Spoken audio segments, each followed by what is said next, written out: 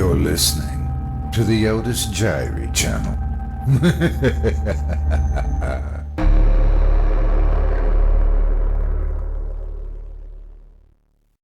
The Street by H.P. Lovecraft, performed by Otis Jiry. There be those who say that things and places have souls, and there be those who say they have not. I dare not say myself, but I will tell of the street. Men of strength and honor fashioned that street. Good, valiant men of our blood, who had come from the blessed isles across the sea. At first it was but a path trodden by bearers of water from the woodland spring to the cluster of houses by the beach. Then, as more men came to the growing cluster of houses and looked about for places to dwell, they built cabins along the north side, cabins of stout oaken logs with masonry on the side toward the forest, for many Indians lurked there with fire arrows. And in a few more years men built cabins on the south side of the street. Up and down the street walked grave men in conical hats, who most of the time carried muskets or fowling pieces, and there were also their bonneted wives and sober children. In the evening these men, with their wives and children, would sit about gigantic hearths and read and speak. Very simple were the things of which they read and spoke, yet things which gave them courage and goodness, and helped them by day to subdue the forest and till the fields. And the children would listen and learn of the laws and deeds of old, and of that dear England which they had never seen or could not remember. There was war, and thereafter no more Indians troubled the street. The men, busy with labor, waxed prosperous and as happy as they knew how to be. And the children grew up comfortably, and more families came from the motherland to dwell on the street. And the children's children and the newcomers' children grew up. The town was now a city, and one by one the cabins gave place to houses. Simple, beautiful houses of brick and wood, with stone steps and iron railings and fanlights over the doors. No flimsy creations were on these houses, for they were made to serve many a generation. Within there were carven mantels and graceful stairs and sensible, pleasing furniture, china and silver, brought from the motherland. So the street drank in the dreams of a young people, and rejoiced as its dwellers became more graceful and happy. Where once had been only strength and honor, taste and learning now abode as well. Books and paintings and music came to the houses, and the young men went to the university which rose above the plain to the north. In the place of conical hats and muskets, there were 3-cornered hats and small swords, and lace and snowing periwigs. And there were cobblestones over which clattered many a blooded horse, and rumbled many a gilded coach, and brick sidewalls with horse blocks and hitching posts. There were in that street many trees, elms and elks and maples of dignity, so that in the summer the scene was all soft verdure and twittering birdsong, and behind the houses were walled rose gardens with hedged paths and sundials, where at evening the moon and stars would shine bewitchingly, while fragrant blossoms glistened with dew. So the street dreamed on, past wars, calamities, and changes. Once most of the young men went away, and some never came back. That was when they furled the old flag and put up a new banner of stars and stripes. But though men talked of great changes, the street felt them not, for its folk were still the same, speaking of the old familiar things in the old familiar accents, and the street still sheltered singing birds, and at evening the moon and stars looked down upon dewy blossoms in the walled rose gardens. In time there were no more swords, 3-cornered hats, or periwigs in the street. How strange seemed the denizens with their walking sticks, tall beavers, and cropped heads. New sounds came from the distance. First strange puffings and shrieks from the river a mile away, and then, many years later, strange puffings and shrieks and rumblings from other directions. The air was not quite so pure as before, but the spirit of the place had not changed. The blood and soul of the people were the blood and soul of their ancestors who had fashioned the street. Nor did the spirit change when they tore open the earth to lay down strange pipes, or when they set up tall posts bearing weird wires. There was so much ancient lore in that street that the past could not easily be forgotten. Then came days of evil, when many who had known the street of old knew it no more, and many knew it who had not known it before. And those who came were never as those who went away, for their accents were coarse and strident, and their mien and faces unpleasing. Their thoughts, too, fought with the wise, just spirit of the street, so that the street pined silently as its houses fell into decay, and its trees died one by one, and its rose gardens grew rank with weeds and waste. But it felt a stir of pride one day, when again marched forth young men, some of whom never came back. These young men were clad in blue. With the years, worse fortune came to the street. Its trees were all gone now, and its rose gardens were displaced by the backs of cheap, ugly new buildings on parallel streets. Yet the houses remained, despite the ravages of the years and the storms and worms, for they had been made to serve many a generation. New kinds of faces appeared in the street, swarthy, sinister faces with furtive eyes and odd features, whose owners spoke unfamiliar words and placed signs in known and unknown characters upon most of the musty houses. Pushcarts crowded the gutters.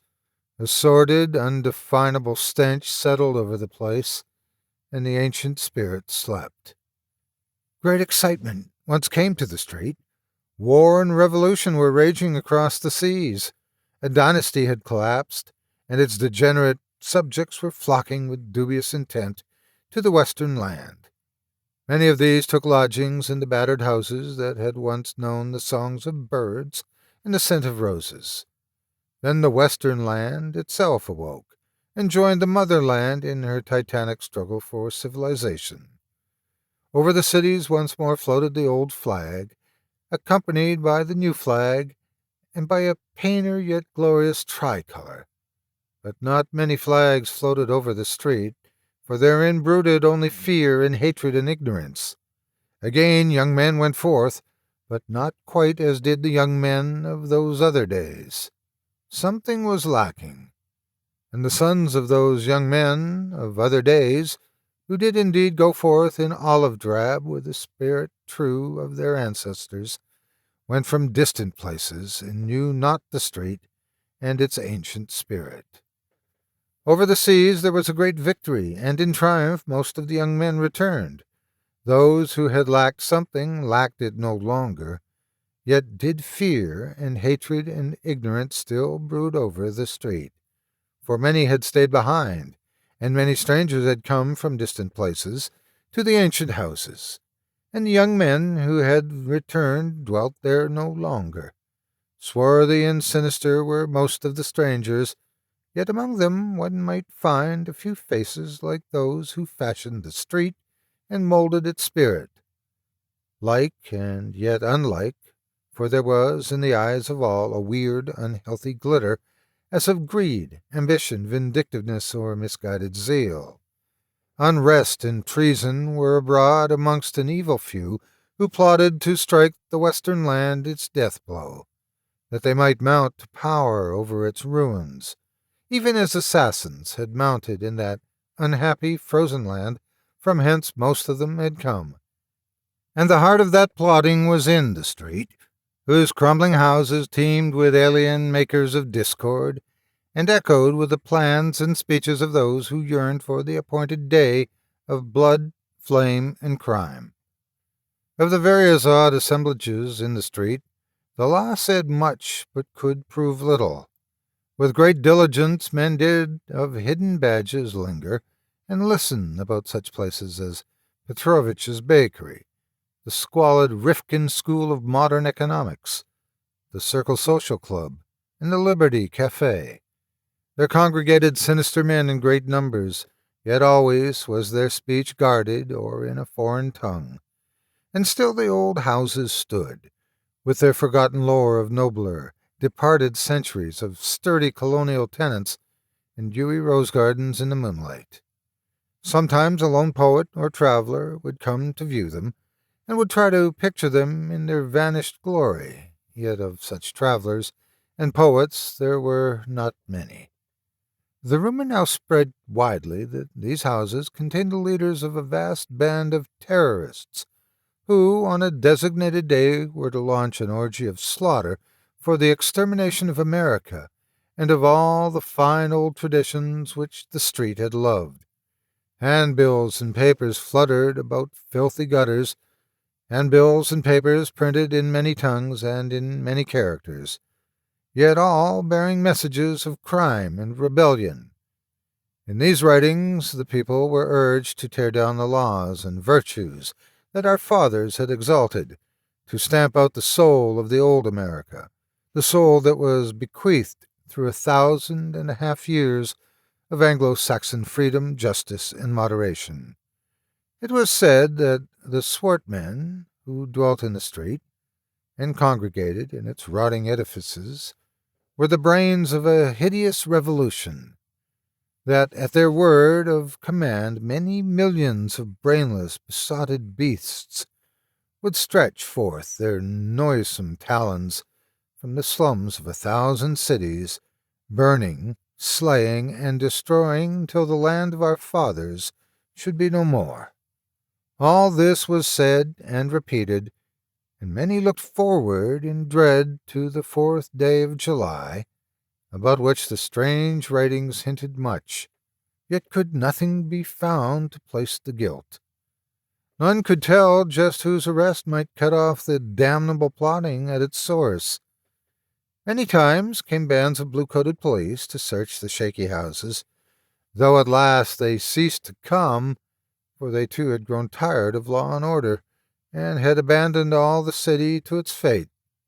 Then men in olive drab came, bearing muskets, till it seemed as if in its sad sleep the street must have some haunting dreams of those other days, when musket-bearing men in conical hats walked along it from the woodland spring to the cluster of houses by the beach.